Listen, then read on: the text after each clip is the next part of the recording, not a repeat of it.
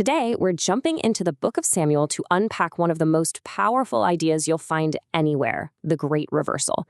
Seriously, it's this incredible story where everything you think you know about power gets turned completely on its head.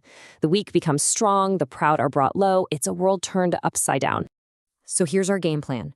We're going to start with the core theme, this whole upside-down world idea.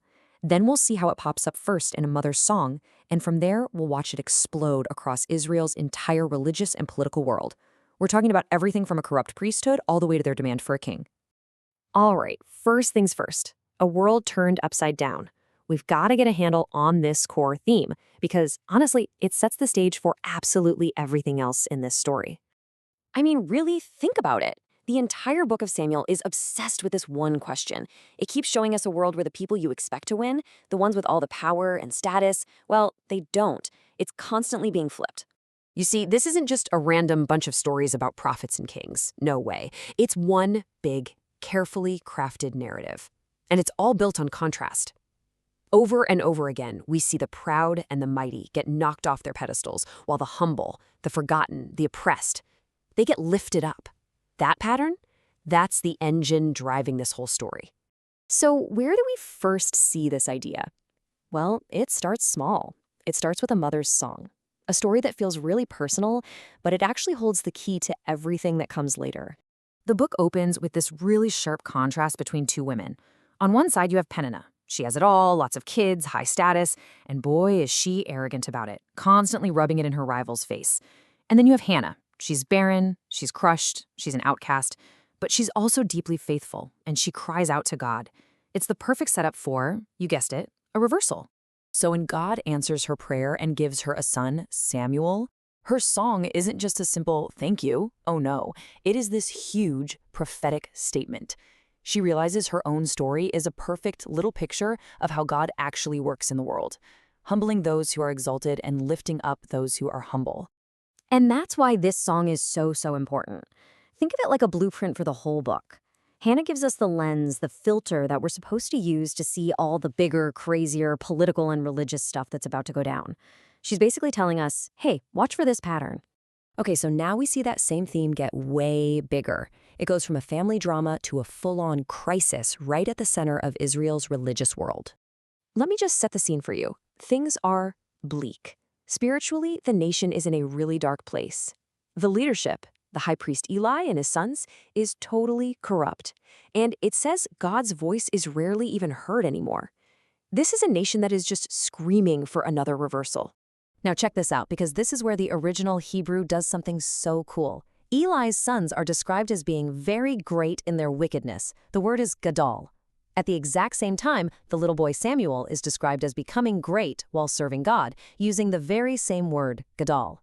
The writer is literally showing us one kind of greatness falling apart while another kind is rising up to take its place. It's just brilliant. And the narrator doesn't just let this slide. He keeps hammering this contrast home. Right in the middle of the chapter that's all about how awful Eli's sons are, we get these 4 little positive snapshots of Samuel, just sprinkled in. It's a constant reminder that change is coming. As the old guard rots from the inside, this faithful outsider is being prepared to take over. All right, let's get to what might be the most jaw-dropping reversal in the whole book. This is where a moment of absolute, total national failure becomes this incredible display of God's power.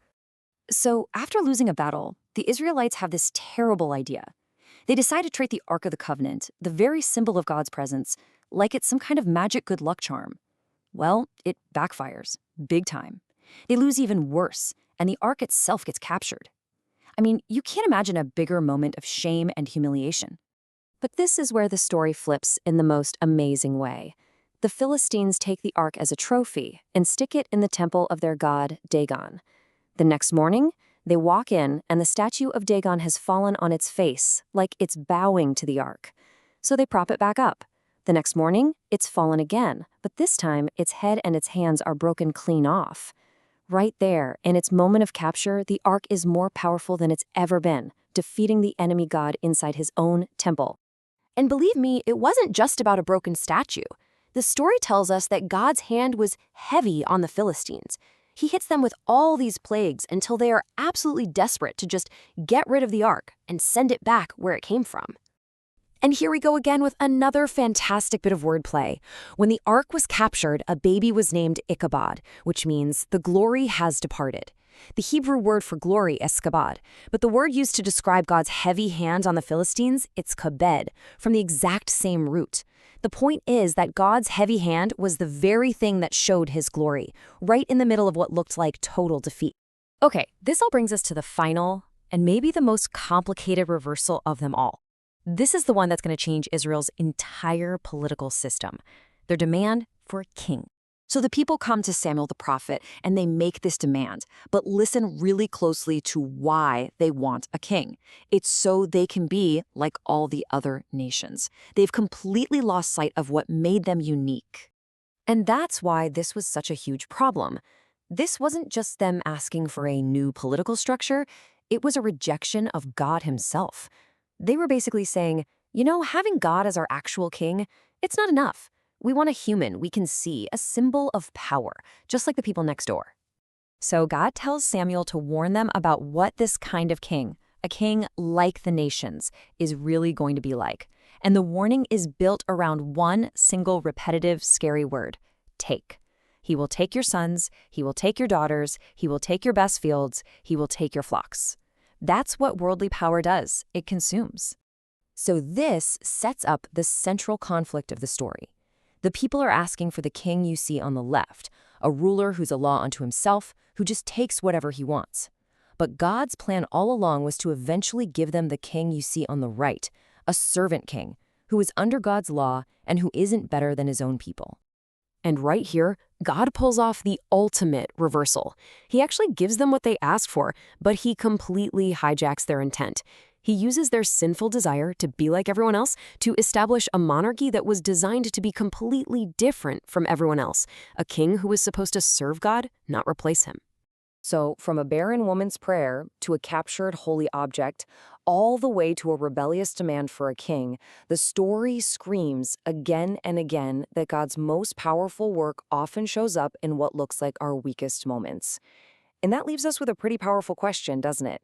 Where in our own lives and in the world today might we be seeing these exact same kinds of reversals playing out?